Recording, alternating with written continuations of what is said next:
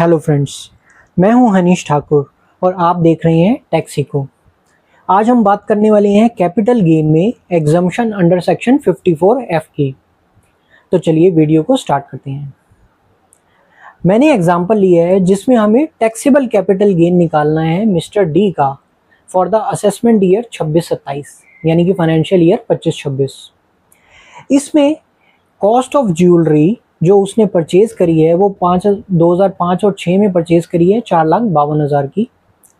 Sale price है उसका 14,50,000 जो उसने जनवरी 2026 में बेचा है। एक्सपेंसेस ऑन ट्रांसफ़र हैं 7,000 रुपये के। और उसके अलावा उसने रेजिडेंशियल हाउस प्रॉपर्टी परचेज करी है मार्च 2026 में 5 लाख रुपए की। तो अब हमें टैक्सेबल कैपिटल गेन निकालना है और एग्जम्पशन अंडर सेक्शन 54F के बारे में जानकारी लेनी है। तो चलिए स्टार्ट करते हैं। पहले हमारा पॉइंट आएगा कि हम कैपिटल गेन निकालें। तो कैपिटल गेन निकालने के लिए पहले हम देखते हैं हमारा ग्रॉस कंसीडरेशन क्या है। ग्रॉस कंसीडरेशन, इसको सेल कंसीडरेशन भी कह सकते हैं।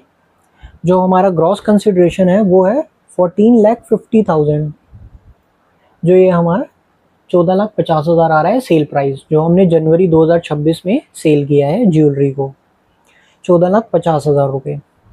उसके बाद हमें क्या करना पड़ेगा, उसके बाद हमें expenses on transfer,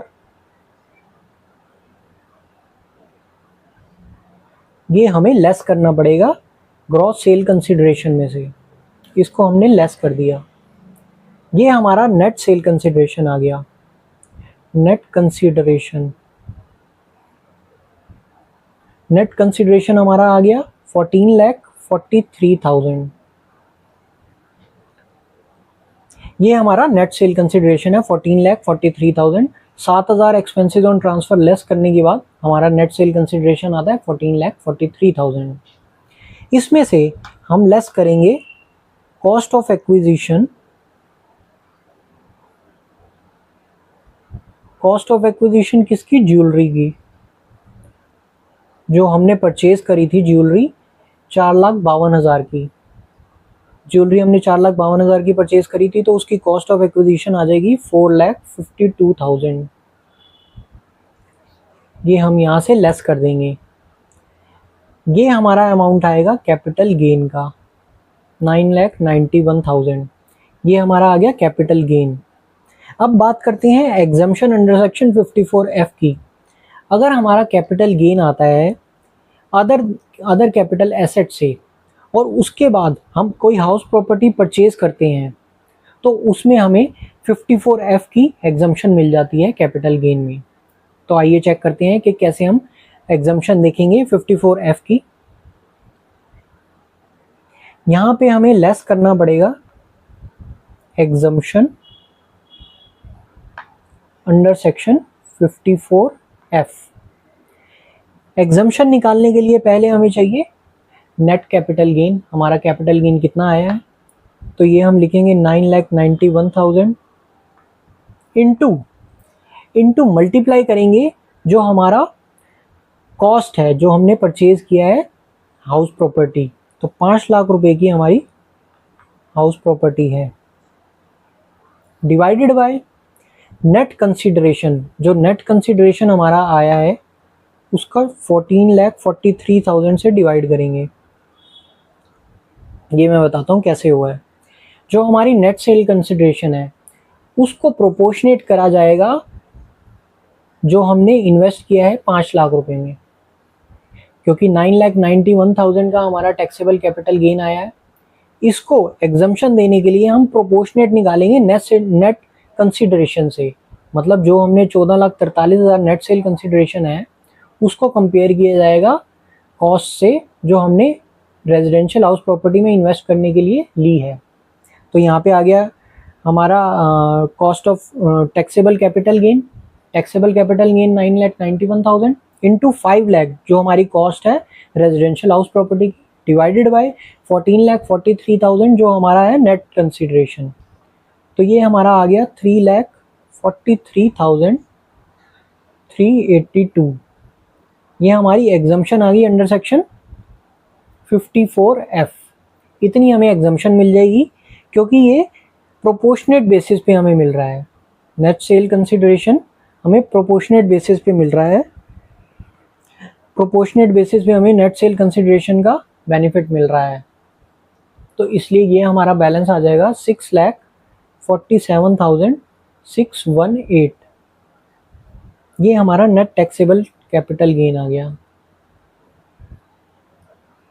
taxable capital gain. 54F में हमें डिडक्शन कितनी मिली, एग्जम्पशन कितनी मिली, 3,43,382 की, और हमारा नेट टैक्सेबल कैपिटल गेन कितना आ गया, 647,618।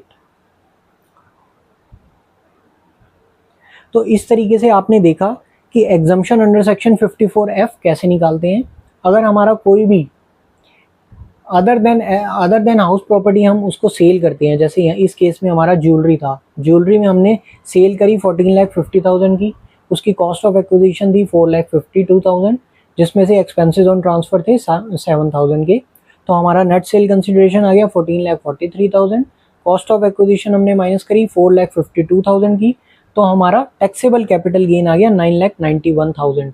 इसमें हमें 54F की एग्जम्पशन मिली क्योंकि हमने रेजिडेंशियल हाउस प्रॉपर्टी परचेज कर ली थी 2026 में, मार्च 2026 में, उसी सेम फाइनेंशियल ईयर में।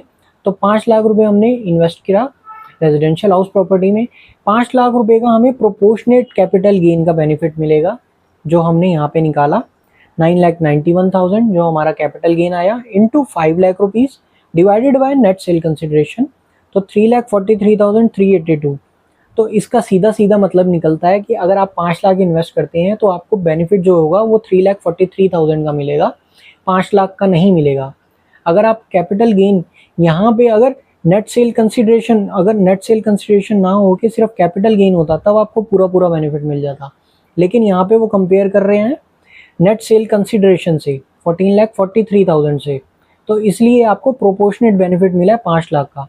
5 लाख के बदले में आपको बेनिफिट मिला 3,43,382 का, जो हमारा 54F में एग्जम्पशन आ गई। और बैलेंस अमाउंट जो है हमारा 6,47,618, ये हमारा टैक्सेबल कैपिटल गेन आ गया है। तो फ्रेंड्स, आपने देखा कि किस तरह हमने कैपिटल गेन में एग्जम्पशन अंडर सेक्शन 54F की कैलकुलेशन करी। ऐसे ही मैं टैक्स और जीएसटी से रिलेटेड वीडियोस आपके लिए लाता रहूँगा। अगर वीडियो अच्छी लगी हो तो वीडियो को लाइक कर देना, और अगर चैनल पे नए हैं तो चैनल को सब्सक्राइब कर लेना। Thank you.